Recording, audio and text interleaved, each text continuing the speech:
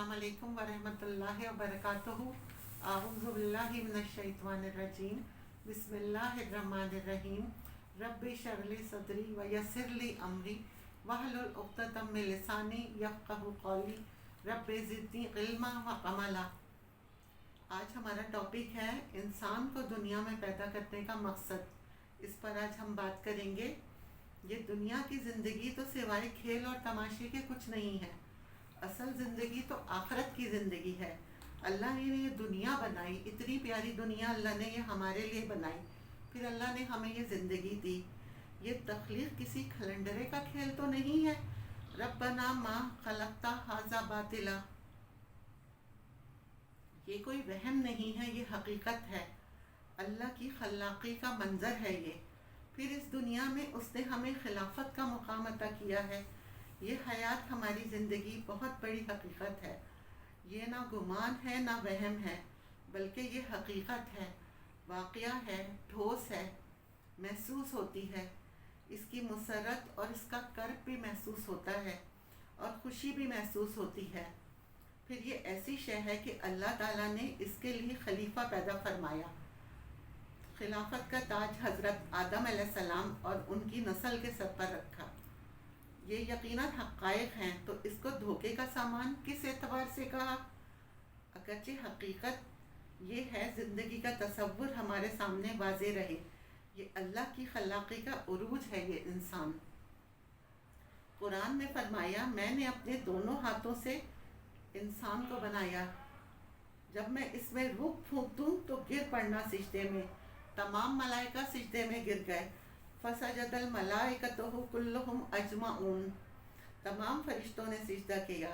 हयात इंसानी के दो पहलू तो सबके इल्म में हैं। हम और आप सब जानते हैं दो पहलू। एक तो हयात दुनियावी, यानी दुनिया में पैदाइश से लेकर मौत तक का एक वक्फा है। फिर ये कि हयात उखरवी, जिसका आगाज़ हो जाएगा आलम बरज़ुख से, फिर बासिल बादल मौत। ये हयात उखरवी है। लेकिन ये कि इस दुनिया में आने से पहले भी हम एक ज़िंदगी गुजार कर आए हैं, हम और आप। और बदकिस्मती से इसका तसव्वुर बहुत कम लोगों को हासिल है। और अहदे हाजिर के जो अक़लियती लोग हैं, वो इन चीज़ों से दूर भागते हैं। हमारी पहली तख्लीक हुई थी आलम अरवा में। वहाँ लश्करों के लश्कर थे। आदम से लेकर इस दुनिया में जो आखिरी शख्स पैदा होगा, यानी क़यामत तक जो आखिरी शख्स पैदा होगा, इनकी अरवाह आलम अरवा में पैदा कर दी गई थी। वहाँ अहद लिया गया था, अलस्तु बिरब्बिकुम आलू बला, कहा क्या मैं तुम्हारा रब नहीं हूँ? हम सब ने अहद किया था। इंसान को जब तक अपनी ज़ात का शऊर ना हो, खुद शऊरी ना हो, उस वक्त हम थे और होशो हवास के साथ थे हम। लेकिन सिर्फ अरवा थी हमारी, जसद नहीं थे, ये जिस्म नहीं थे हमारे। यही है वह मकाम जिसके बारे में हुजूर सल्लल्लाहु अलैहि वसल्लम से पूछा गया, ए अल्लाह के रसूल, आपको नबूवत कब मिली? आप सल्लल्लाहु अलैहि वसल्लम ने फरमाया, आदम का क़िबला अभी गारा गुंद ही रहा था, यानी अभी आदम पानी और गारे के दरमियान ही थे। मैं उस वक्त भी वहाँ था, आलम अरवा में थे। फरिश्तों को नूर से बनाया। फरिश्ते भी रूह हैं, रूहुल कुदस, रूहुल अमीन, और इंसान की अरवा भी हैं। फरिश्तों का मादा तख्लीक नूर है। उस वक्त हमें पैदा किया गया और अरवा की शक्ल में। फिर हमसे अहद लिया गया और फिर सुला दिया गया। ये पहली मौत थी दुनिया में आने से पहले। सूरह मोमिन की आयत में फरमाया गया कि जहन्नुम में लोग जो हैं वो फरियाद करेंगे, ए अल्लाह, तूने हमें 2 मरतबा मारा, 2 मरतबा ज़िंदा करा, तो अब क्या 1 मरतबा और ही सही? क्या यहाँ से निकलने का भी कोई रास्ता है कि नहीं? इतने मराहिल से तो तू हमें लेकर आया है, 1 मरहला और ही सही। 2 मौतें, पहली मौत वो थी जब अरवा को मौत की नींद सुला दिया। फिर आलम खल्क, जिसे आज साइंटिस्ट कहती हैं बिग बैंग, आलम अरवा, इससे पहले की चीज़ है। इस तक साइंस नहीं पहुंच सकती, लेकिन जहाँ से साइंस शुरू होती है वो आलम खल्क का आगाज़ है। इसमें तनज़्ज़ुल के मराहिल हैं और इर्तिक़ा के भी। بہت سے تنزل اور بہت سے ارتقاء کے مراحل سے گزر کر آج ہم اور آپ انسان ہیں۔ پھر مٹی کی تہ زمین کے اس کرے پر آئی، پھر آدم کا حیولہ تیار ہوا، پھر ارتقائی مراحل ہیں، پھر آدم کی روح جو تھی وہ لا کر پھونکی گئی جسد آدم میں۔ جب روح پھونکی گئی پھر حیات دنیا کا آغاز ہوا، پھر سلسلہ تناسل ہے، آدم اور حوا کی نسل۔ ہر بچہ 4 ماہ کے بعد جب اس کا حیولہ رحم میں تیار ہو جاتا ہے تو اس میں روح ڈال دی جاتی ہے۔ عبداللہ ابن مسعود رضی اللہ تعالیٰ عنہ سے روایت ہے، یہ متفق علیہ کی حدیث ہے، نبی صلی اللہ علیہ وسلم فرماتے ہیں تم اس شک میں نہ پڑ جانا، محمد صادق المصدوق ہیں، جو سچے ہیں، جن کی سچائی کی اللہ گواہی دیتا ہے۔ یہاں سے حیات دنیاوی شروع ہوتی ہے، پھر حیات الموت، یہ دوسری موت ہے۔ پہلی موت تو وہ تھی، لیکن دوسری موت پھر ہو جائے گی۔ جو زمین سے آیا تھا مادہ، وہ واپس زمین میں چلا گیا، گل سڑ گیا، یعنی ہمارا وجود، ہمارا جسم گل سڑ گیا، وہاں سے روح آئی تھی، تو اس زمینی وجود میں جو جان نفس ہے اسے لے کر جائے گی عالم بالا میں۔ پھر یہ وقفہ ہے، پہلی موت کے بعد زندہ کیا اس عالم میں، ہماری آنکھ کھلی، دوسرا آہیہ قیامت میں ہوگا، باس بادل موت، پھر اس کے بعد وہ ابدی زندگی ہے، ہمیشہ کی زندگی۔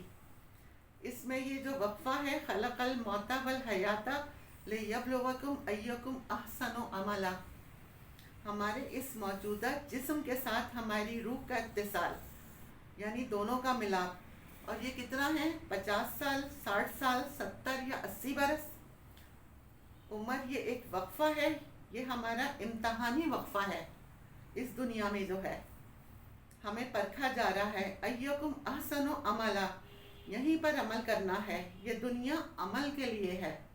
پھر آخرت کی زندگی ہے، وہ طویل ہے، تم اس دنیا کی زندگی کو ترجیح دیتے ہو، جبکہ باقی رہنے والی آخرت کی زندگی ہے جو ابدی ہے۔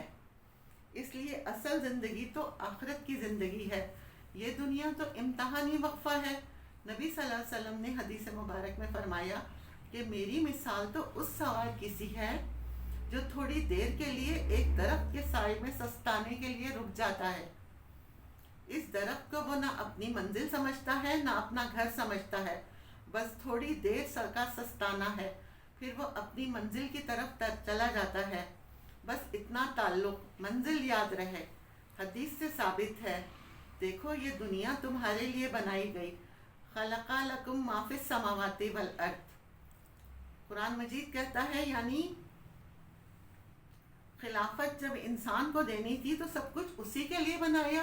یہ حسین دنیا، یہ اتنی خوبصورت آرائش جو اللہ تعالیٰ نے اس کی زمین و آسمان پیدا کیے، یہ اللہ نے ہم انسانوں کے لیے دنیا کو مسخر کیا۔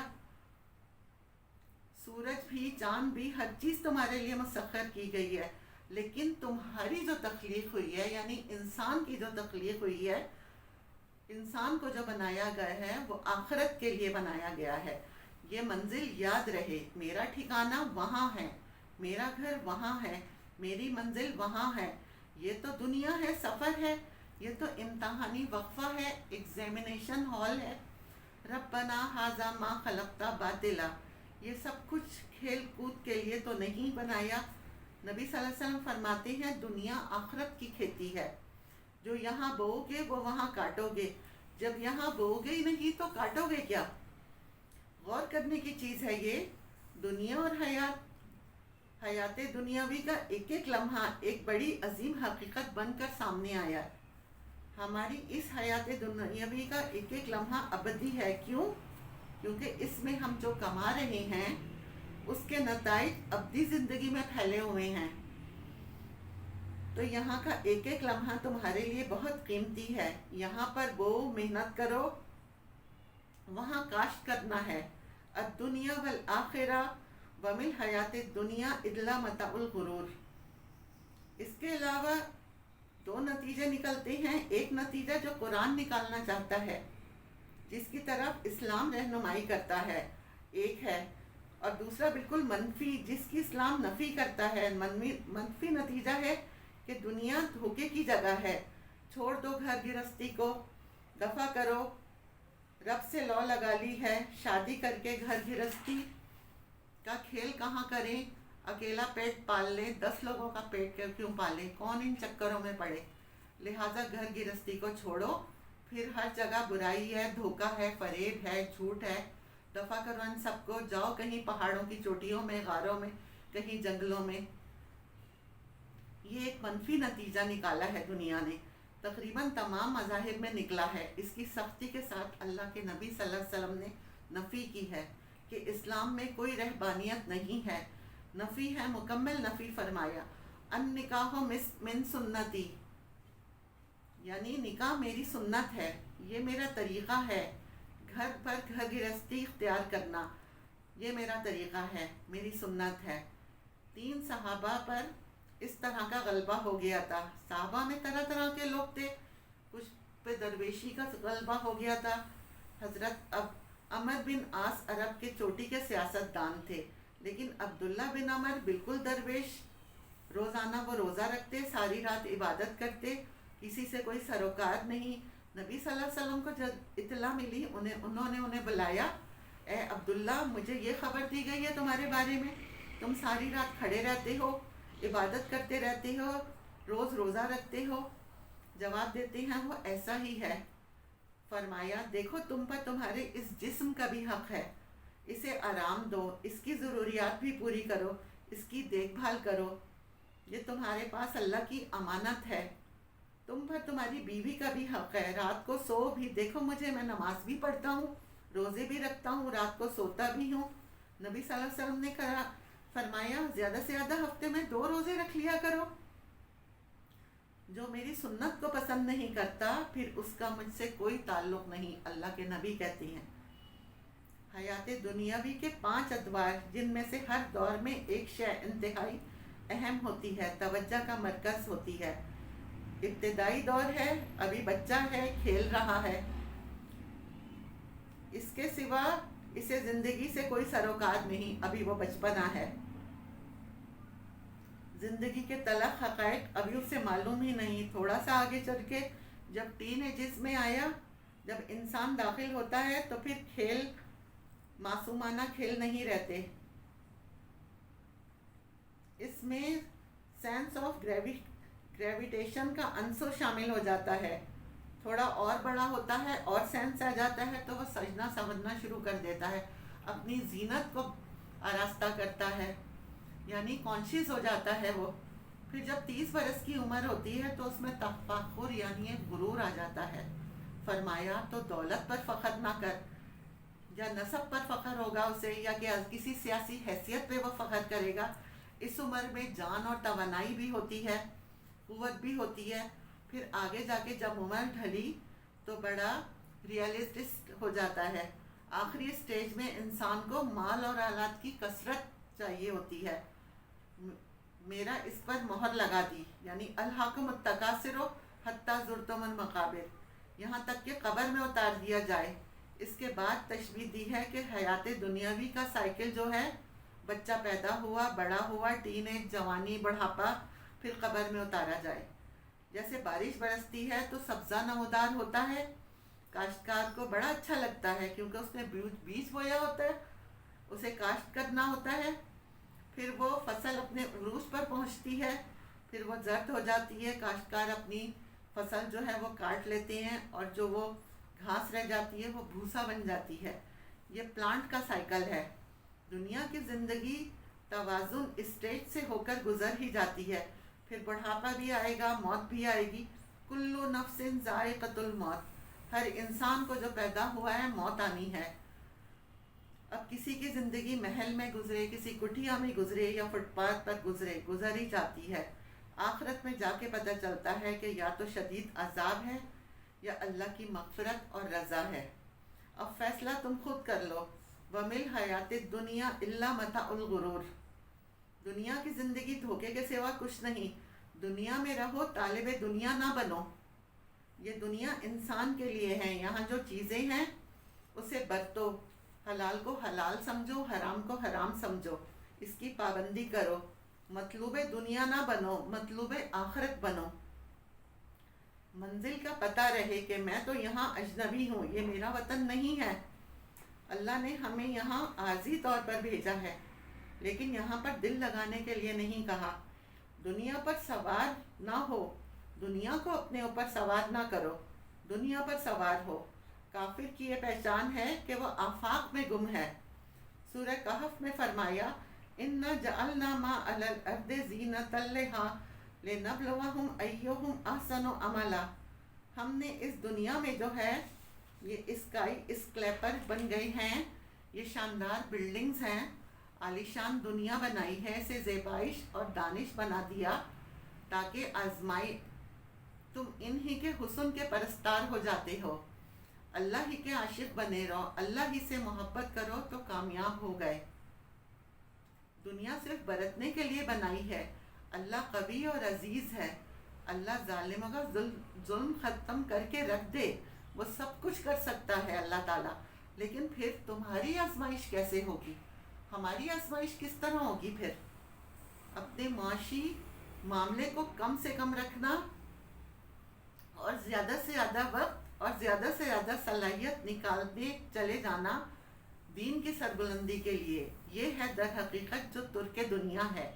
نتیجہ خیز حق کا بول بالا کرنے کے لیے، عدل کے نظام کو قائم کرنے کے لیے جدوجہد کی جائے، یہ وہ مثبت نتیجہ ہے جس کی طرف قرآن ہمیں لانا چاہتا ہے۔ جہاد جو ہے وہ دین کا غلبہ، اس میں تن من دھن لگا دو۔ اجتماعی شعور وہ ترقی کر کے اس سطح تک پہنچ چکا ہے کہ ہر شہری کو حق حاصل ہے کہ نظام کو بدلنے کی کوشش کرے۔ پہلے یہ ہوتا تھا کہ نظام کی اصلاح کے لیے کھڑے ہو تو سمجھتے تھے گورنمنٹ گرانا چاہتی ہیں۔ حضرت حسین رضی اللہ تعالیٰ عنہ کو باغی کہا گیا۔ اپنی معاش کو پاک کر چکے ہو اور اپنی معاشرت درست کر چکے ہو، یہ دو کام اگر انسان نے نہ کیے تو پھر دین کے لیے کیا کیا؟